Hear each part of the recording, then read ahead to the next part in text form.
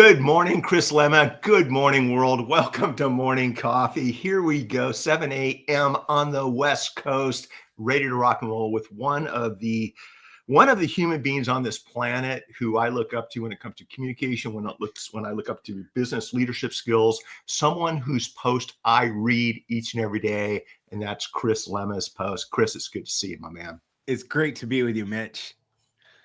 Oh, so listen, we have a lot to talk about.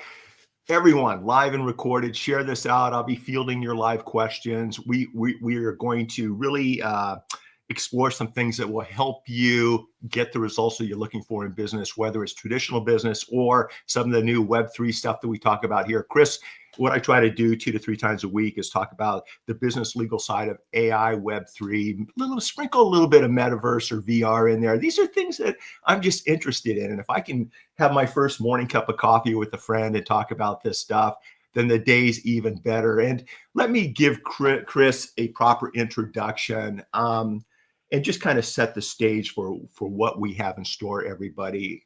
Let me ask you the question. What if leadership wasn't just about managing, it was about inspiring? Chris Lema does exactly that, turning challenges into opportunities and teams into powerhouses. Now, I once watched Chris do this. Chris, I don't know if you remember this, but we were in Scottsdale at a conference you and I were both speaking at. And you were kind enough to have lunch with Lisa and I and my son, Garrett. And Garrett and I had just started a consulting agency together.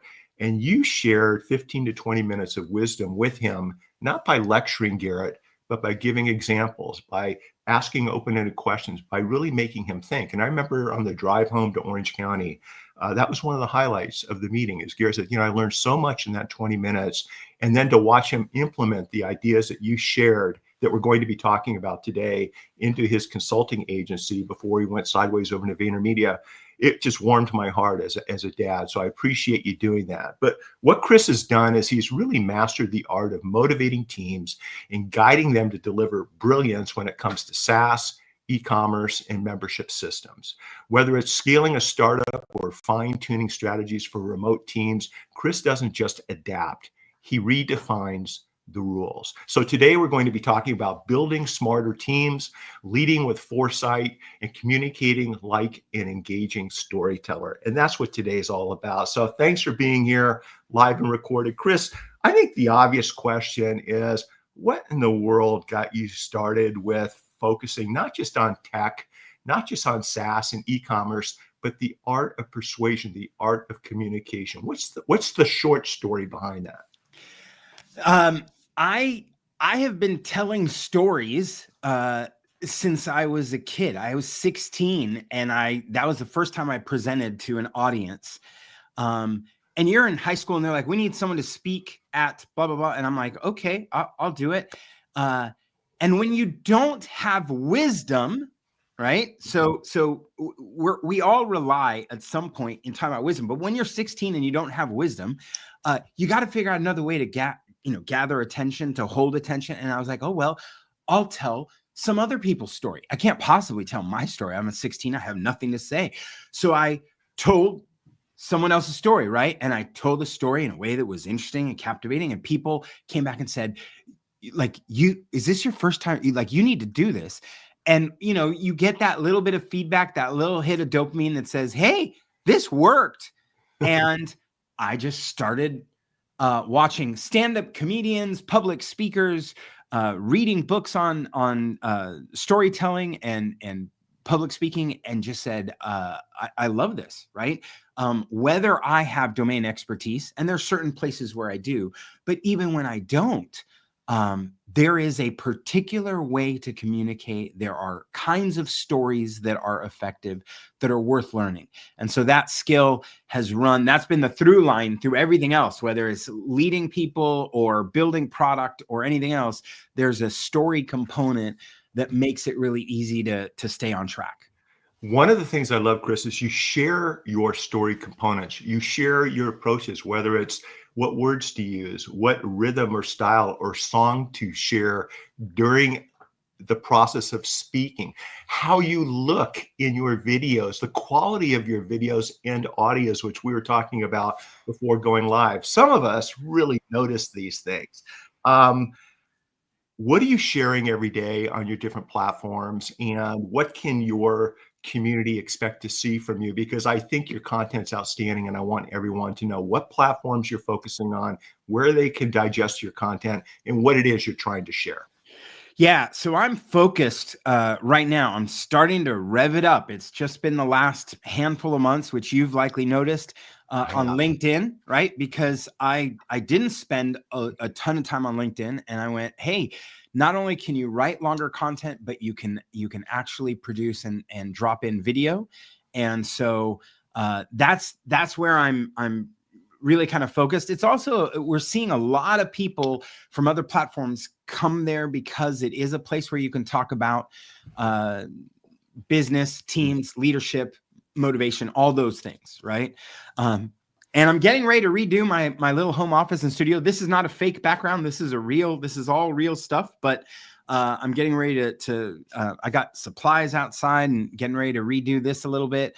The 4K camera, the audio, all that. You know, the other thing, Mitch, that you know very well, in negotiating, having any kind of unfair advantage is awesome, right? When you're negotiating, when you're having any kind of discussion, debate, if you have the upper hand, right, you're going to be in a better place. And when you have quality audio and quality video, someone gets on a Zoom call with you and they have bad lighting and they got a cheap, little webinar camera.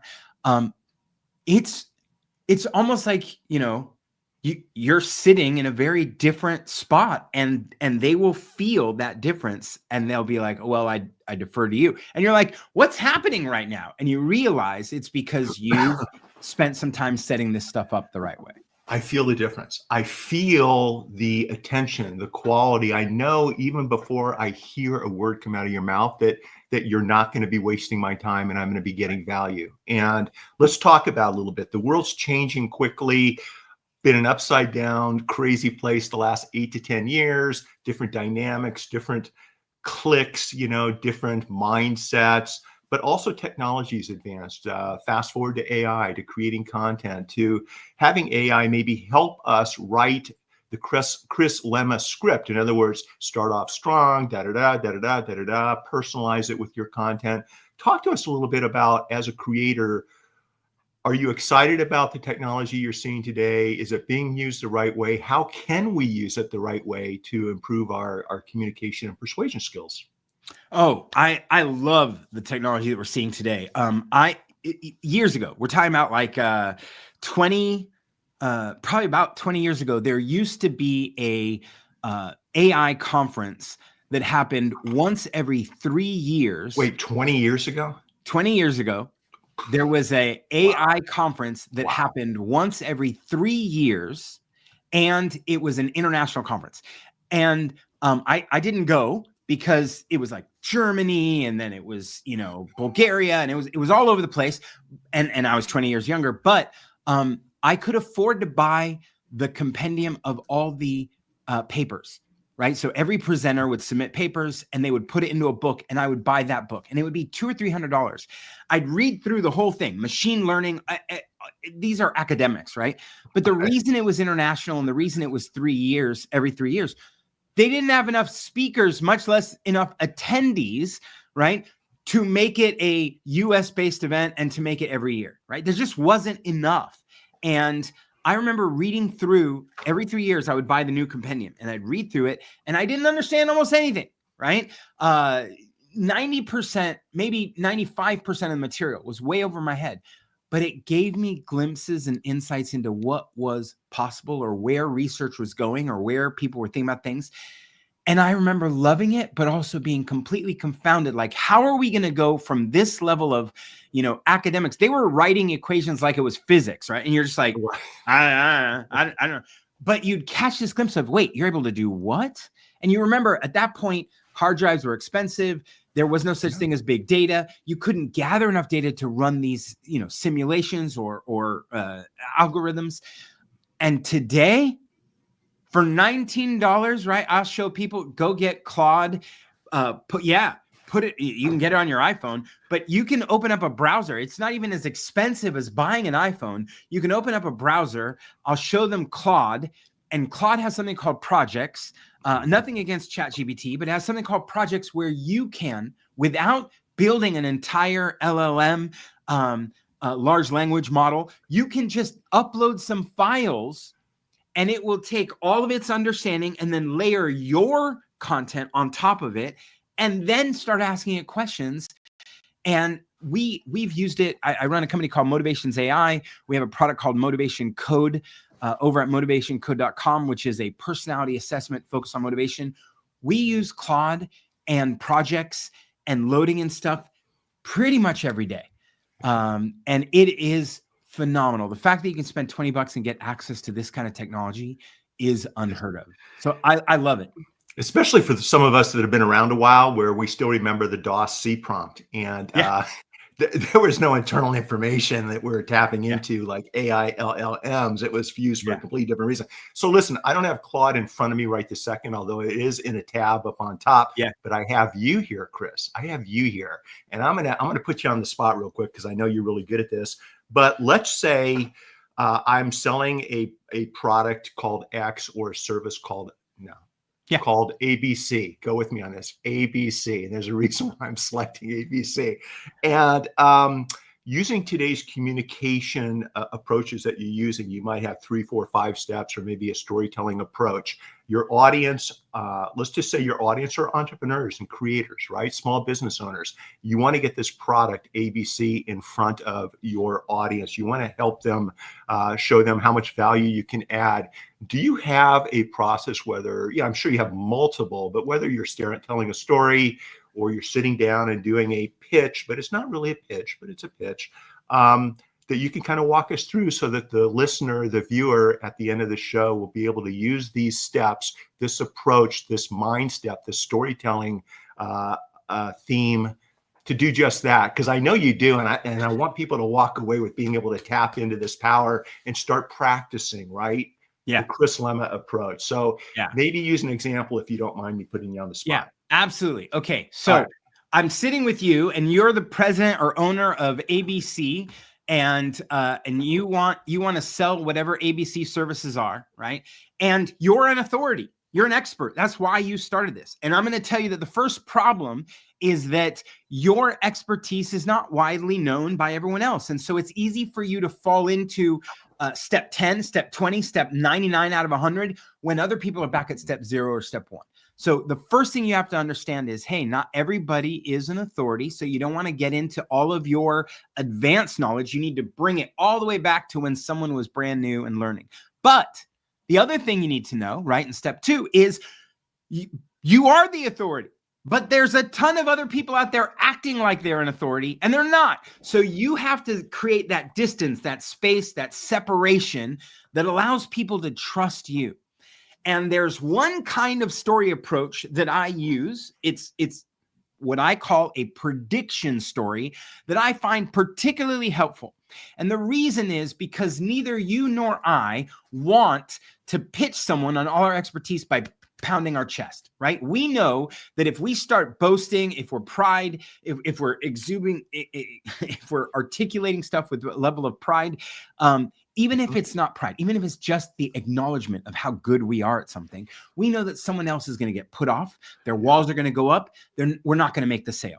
So we don't want to say, I'm an expert, I'm great. We don't want to do that. Plus, that's exactly what all those fake experts are doing, right? They're constantly doing the, I'm the best, I made $1 million, I did. And you're like, I don't need that. So how do I convince you that I'm an expert without saying I'm an expert? How do I build trust without actually, right, making you feel intimidated or stressed out or overwhelmed? How do I do that? Well, you use a prediction story. And here's how it works. A prediction story allows me to make a prediction about what you're going to experience without you telling me anything ahead of time. right? You know how old sales guys, we would walk in a room and we'd be like, hey, what keeps you up at night? That's the wrong way to do it, right? Because that's what consultants do. They go, what's keeping you up at night? And then we reframe it and tell it back to you. Here's what's keeping you up at night. You're like, hey, Bozo, I know what's keeping me up at night. I just told you. Instead, imagine that you walked into the room and you said, hey, I'm from ABC. I run this. And let me guess, here's what keeps you up at night. And they're like, wait, I didn't tell you that. Right? So a prediction story is one where I make a prediction about what you're going to face. Now, there are only two cases of what happens next. Number one, you've already experienced it. Hey, Mitch, if you're trying to hire a new lawyer into your organization, and if they just came out of college, man, you're going to find some people that are really hard at work, and you're going to find others who want a raise in 6 months. And you and I are both going to be like, hey, hold on a second. It's only been 6 months. They're like, when do I become a VP? And you're like, whoa, what are you talking about? Like, you need to put some serious at-bats before you come at me and ask for a raise, right? Or a promotion of any sort. If I give you that prediction, right? If we're talking about law services and joining your legal firm, you're going to be like, Chris, I didn't tell you this, but that happened 6 weeks ago, right? So one possibility is I tell you a prediction story, it's already happened. Now you're like, are you reading my email? Are you got a camera in my office? How do you know what I didn't even tell you? And how did you know what's happening? Right? Or the second possibility is you go, Chris, I'm not seeing that at all. Haven't experienced that at all. And you go, oh, hey, that's great, right? If I'm selling ABC and I say, hey, here's what you're going to experience. You're going to start seeing, we have a friend of ours, Brian Clark, formerly of Copy Blogger, right? And I remember telling Brian, hey, at some point you're going to send an email out to your entire audience. You're going to tell them that a feature is ready. And then you're going to notice that you went too far, too fast. You told the world it was ready. And then you're going to discover it's not ready. Your developers have messed up. And you're going to have to write an email that says, I'm so sorry, but it's not ready. And he said, Chris, that's never happened. And I've never in my life had to write that email, and I'm not going to write it. Well, that's great. I love that for you, right? I had also given him a quote for my coaching services, and he'd said, wow, that's a little pricey. And I'm like, hey, don't worry about it, right? No pressure, no stress. 3 weeks later, we get an email announcing a new feature of email. And the next day, he writes an email saying, hey, it's not ready. Don't start migrating. Oh, wow. And I don't know if you remember the rain mail debacle, but when he had to write that back, I got the email, I read it, and I went, oh God, I feel bad I wish that hadn't happened. And the next email I got was him signed agreement to have me start coaching at that pricey price, right? Like, you predicted. I don't know how you knew, right? So either you're a spy or you're a magician. Either way, it works. I've done this with Disney, right? I come in, I'm invited as a consultant. I walk in, I go, how are you doing this? Da, da, da. I said, oh God, I'd really worry about this whole system crashing. They were getting ready to launch a big new service. They launched it, and they launched it at 8 a.m. Pacific. At 9 a.m. Pacific, the whole thing crashed. And the CIO in the room said, hey, I used to be much heavier. Get me the large Latino guy who came and consulted. And my buddy who was in the room, right, says, he has a full-time job. Like, I just brought him in as a consultant for a day. And he's like, get him back here. He told us 2 months ago this was going to happen. It happened at the Pacific Stock Exchange when I designed some software for them. I can't tell you how many times I've used this over the years. A prediction story either makes you look like a spy, like you've been reading my email, you got cameras up, or it looks like a magician, like, how did you predict the future? Either way, what you're really saying is, hey, this space that you're about to go in, or this dynamic you're about to experience, I am an expert, but I'm not going to tell you I'm an expert. I'm going to tell you a story. And that story is going to stick in such a way that either when you've already experienced it or you will experience it, you're going to connect to my name and you're going to come back and buy anything I want. That's how I would sell ABC services. There you go, everybody. That's gold, Chris. That's gold. But everyone wants to jump from the first step to the step 20 where you ask for the sale. Yeah. And I tell everybody, especially young trial lawyers, it's a process. There's some steps you want to go through. Now, could somebody put into an AI, explain to me the predictive storytelling technique? What are 3 or 4 steps I want to have in my mind? And then this is the topic, and this is the personality, the person receiving the story. Help me craft an outline, a theme, an approach, a digital dance to work my way through the story. Can somebody do that? And then if they do, talk to us a little bit before we jump over to Cabo Press, because I want to have time for that. Talk to us a little bit about the other components of storytelling, the visual, how you come across, your hand movements, where you're working the anchor points in the room. There's some few other dynamics that I think some people miss that you're doing very, very well, and maybe kind of bring it all together for the listener in the last 5 or 10 minutes, if you don't mind. Sure. So you remember when Garrett and I and you and your wife all sat down in Scottsdale, and I said, hey, I want to explain to you, Garrett, right, how to go about this, but I would do it. And I explained this bridge framework, and I explained how to think about, right. I said, hey, listen, what you want to do is marinate in the problem space. You want to spend so much time with a customer agitating, that copywriting framework, pain, agitation, or problem, agitation, solution, right? My bridge framework is very similar to that. And I walk him through it and I explain how it connects, and then he can use it, right? Well, I explained all of that to Claude. I opened up a new project and I said, I want to introduce you to Chris Lema Bridge Framework. And then I explained every aspect of the bridge framework.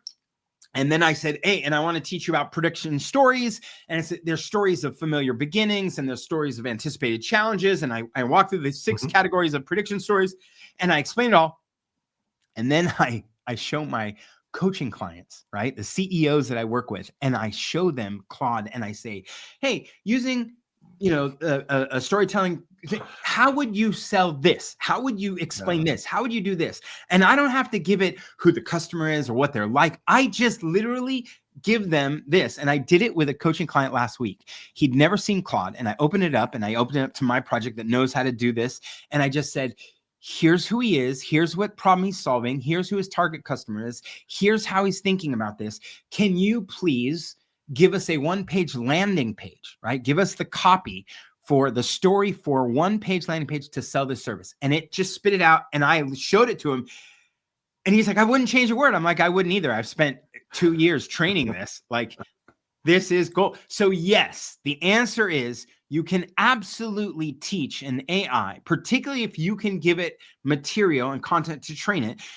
And you can do this with Claude for like $19 a month, right? You create a new project, you upload all of the information, you train it, and then you go back and use it all day long. So yes, you absolutely can, and it's fantastic. But like I've seen you on stage. So if you have someone on stage, let's say it's a script, it's a presentation, and they're just standing there. Yeah, but it's not everything, right? Right. The story is, well, here, I'll give it to you another way. We were just talking about it before we started, right? We said, oh, the video in the production is so good. You know what the best part of doing video well is audio. And you're like, wait, what? It turns out I could have a 4K camera looking at me, and if you can't hear my voice well, it doesn't matter. The same thing happens when you get on stage. Sure, you need the right stories, you need the right words, whatever. But if you get on stage and you're stiff, or, right, you and I were at that conference in Scottsdale, and you remember that after a speaker finished, you and I looked at each other and I said, boy, that particular talk was really underwhelming. And it had nothing to do with the expertise of the person on stage. It had to do with the distance they created between the stage and the audience. Because they were so good, and because they talked about it at such an advanced level, it made it so that you and I couldn't enter into that space. We couldn't do what they had done, which of course, every speaker who gets on stage wants to be like, here, join me in this. And yet, because of the way they communicated, they made themselves the expert. They made all of us novices, and they made it impossible, like a goal too far to reach. And so very quickly in the middle of that talk, we just basically went, okay, like what, like, hey, good on you that you can do that. But you haven't really brought us closer in, right? Interesting. And that's where, if you want to bring an audience with you, right? Who's the hero of the story? Not the guy on stage. The hero of the story is the one sitting in the seat. How do you make them the hero? How do you empower them? How do you make them feel known? And you do that in the way you speak. You do that in eye contact. You do that with your mannerisms. You bring people in a way that makes them feel connected. And you see, as I say the word connected, my hands emphasize the exact same point, right? You hear me speed up and slow down when I get excited, though sometimes people are like on webinars, they're like, why is the Latino guy yelling at us? And I'm like, I'm not yelling at you. I'm highly engaged and excited about this material, right? But you learn how to adjust and ratchet pace, volume, speed, diction, the words you choose, right? I could use super complicated words like diction, but half the audience goes, I don't know what diction means. And you're like, right, the words you use, right? And so all of that helps you get people feeling more connected, more like, hey, I think I could do that too. You go, yes, that's the point, right? When you're telling that story, don't try and elevate yourself to the point where people feel separate from you. And then they write it off like, well, Chris can do that, but I can't. You want to bring them closer so that they feel like, oh gosh, I could pay $19. I could get Claude. I could train a little engine. I think I could do that too. And you go, yes, now we have a winner. I'll tell you what, if winning cases was about being the smartest guy in the courtroom, I would have never won a case. But when it comes down to connecting and building rapport and empowering the trier of fact, whether it's a judge or jury, to do what your client needs them to do, that's gold, Chris. Have you used Google AI Studio to review your audios and videos? Because a little bit. Because I have, and I'll put in a video like this, and everyone, you can upload to Google AI Studio. It's free. You can ask a prompt to evaluate the visual, the audio, and create a script and evaluate the words that you're using and analyze it, both good and bad. And Chris, when I do that, it really does run through a lot of the things you talked about. Yeah. My last couple of videos, just for fun, they were my morning coffee videos, and it's early. I'm not wide awake yet. Mitch, your content's great. Your topics are excellent. I'm just putting my section in, not yours, but you need to pick it up with excitement and enthusiasm and the speed and tempo, good constructive feedback. Yeah. Not like getting it from you directly, but for people that can't afford you or don't have access to you. It's a pretty cool tool. I just didn't know if you'd used it or not. Yeah, we played with a little. We found another, and I'll have to go and ping my buddy who's using it. We do this coach. We certify coaches, and he has them record their training session, right? Them in a person, and then he puts it into an engine that monitors. But it also you can give it what a script should look like. You can give it what material should be covered. You can give it how long each topic should be covered, and it analyzes all that and gives him feedback so he can go back to the coach and say, I would think about these things, etc. So we're using a different one than Google AI Studio, but yes, using AI for that, incredibly powerful. Yeah, which is what I like about this new technology, right? Our opening statements, our oral arguments in court. You can videotape yourself with just your phone. It's nothing fancy. And you can have someone, a third party, analyze it. So speaking about analyzing situations, I don't have a hard cutoff, and I do want you, if you have time, to tell us about Cabo Press, an amazing conference that you do every year. Do you have time to share a little bit about it? I do. Okay, tell us about this Cabo Press, because this sounds amazing. It is a conference designed to ruin all other conferences. So the last conference that you and I were at was in that Scottsdale a couple of years ago. And that conference had big ballrooms, right? And we sat in hard chairs. Beautiful conference. Beautiful conference, beautiful conference venue, but big ballrooms, no windows, conference chairs. And we sat in sessions for hours. And if you've been to conferences like that, you know that you take notes, right, in the first session. And by the 8th session, you're reading your own notes and you don't even know what that was about, right? Because it's information overwhelm. When I designed Cabo Press, which was 11 years ago, we've done 10 Cabo Presses over the last, a decade's worth of these conferences. I designed it because I said, I'm tired of going to conferences. I speak at a lot of conferences. I attend a lot of conferences. I'm like, I hate all these. I'm done. I want to do something different. Our conference is at a 5-star resort in Cabo San Lucas. It gives you a little wristband that has unlimited food and drink, 24-hour room service.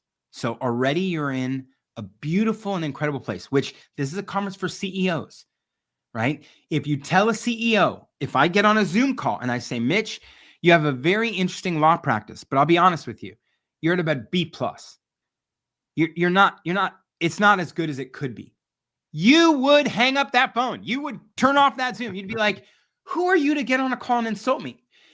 If I say, I just want to give you a couple tips to make it better, you would be like, no, man, no, I'm not interested. That's my baby, right? And we protect the things we've spent time building. But if I put you in Cabo, in the sun, right, with a margarita or give me a margarita and I'm all yours, pal. And I go, hey, I've been thinking about your business and I think there's a couple things we do to make it better. Immediately you'd be like, hey, my walls are down. I'm relaxed. Tell me what you think I could do better, right? Mm-hmm. You would be in a very different place. So when we change context, when we put people in a context where they're normally assuming a vacation, they will relax. And if people relax, they will be prepared to listen in a way that's different. But the sessions aren't talks. There are 2 sessions a morning. The sessions only go until noon. And so you're not overwhelmed with material, but the sessions are 9 to 10:30 and 10:30 to noon. There's only 2 sessions and they're discussions. So I bring a speaker like you, I bring them and you share 20 minutes, maybe 30 max of a framework, observation, some skill set to learn. You bring 20 to 30 minutes of material. And then it's a 1-hour Q&A discussion. And it's not Q&A just at Mitch. You're moderating a whole conversation with a group of people. So yeah. I hand curate 50 to 60 attendees. And you'll say, hey, I want to talk to you about, AI. I want to talk to you about VR. I want to talk to you about Web3. And there will be people in the pool who have tried things. And there'll be others who haven't. And you'll be able to go back and forth. And that Q&A will connect more people and get more people into the material than a long talk ever will. Now, you heard me mention the word pool. I was hoping you get to that. And it should have gone, wait, what did he just say? Yeah. Both sessions. And we run 2 at a time, right? But all the sessions are in a pool. You are in a pool. Why are you in a pool? Because you're going to be more relaxed in a pool. Why are you in a pool? Because you're not going to be open up with a laptop hiding behind a screen when you're in a pool. Because when you're in a pool, it's hard to feel like it's work. You're going to be sitting there having you got your 10, 20 friends. You're sitting around in a pool and you're having this conversation. It will break you for every other conference, right? Mm-hmm. Over the last 10 years, we've had more than 500 people come and attend, several that have come back over and over, and they will say, this is the only conference I go to every year, or this is the only conference that, I'm taking pictures and I'm telling everyone else about it. They will go to other conferences throughout the year, and I'll get a text, my phone dings, I open it up, and it's a picture of a no window ballroom with hard chairs, and they go, these people clearly haven't heard about Cabo Press. And I go, yep. Sorry that you're in that situation. And they'll write back, yeah, you ruined all conferences for me.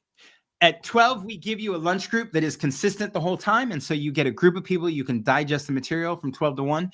We have free time from 1 to 5:30, which gives you downtime, relaxed time, but it also lets you follow up with people that you heard in the conversation. Hey, I need to know more about that. You get a lot of connective time. That's where most of us get the most from conferences, is the networking that isn't in a session. We have dinners. And then we have more free time after dinner. We have 9 hours of networking downtime for every 4 hours of content. And that 9 to 4 ratio is so critically important. You get to, and it happens Monday through Friday. So it's actually a business conference. You can write it off on your taxes. And when you go back home, you can be at home with your family on the weekends.